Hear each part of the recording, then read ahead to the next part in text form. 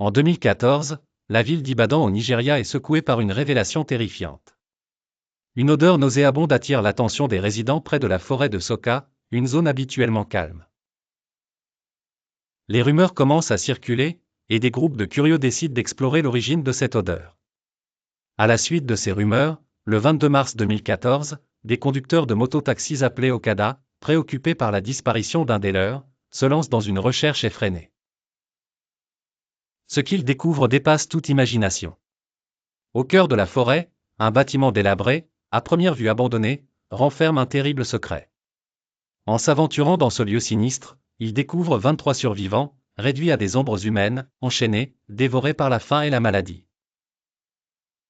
Partout, des restes humains jonchent le sol, des corps en décomposition, des crânes, des os, des organes éparpillés témoignent de l'horreur passée. Autour d'eux, des effets personnels à l'abandon, vêtements tachés de sang, téléphones portables brisés, carnets aux pages jaunies. Le choc est immense.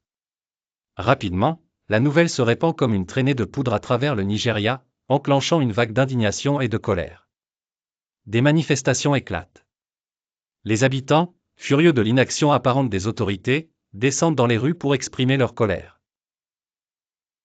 Ils accusent la police locale de fermer les yeux, d'être complice, ou pire encore. L'enquête révèle l'indicible, ce bâtiment caché dans la forêt servait de centre de kidnapping et de trafic d'organes. Des mendiants, des enfants, des handicapés disparaissent mystérieusement. Leur destin se scelle atrocement dans cet édifice de l'horreur. Des rumeurs persistantes font état de visites nocturnes de voitures officielles laissant craindre l'implication de figures influentes de la région, mais les preuves concrètes manquent. Leur destin se scelle atrocement dans cet édifice de l'horreur. Des rumeurs persistantes font état de visites nocturnes de voitures officielles laissant craindre l'implication de figures influentes de la région, mais les preuves concrètes manquent. Avec cette découverte effarante, le gouvernement décide de faire table rase du passé. Les bâtiments sont rasés et les décombres disparaissent, laissant place à l'établissement d'une école, en espérant dissiper les ombres terrifiantes de Soka. Les habitants d'Ibadan restent marqués par ce passé tragique.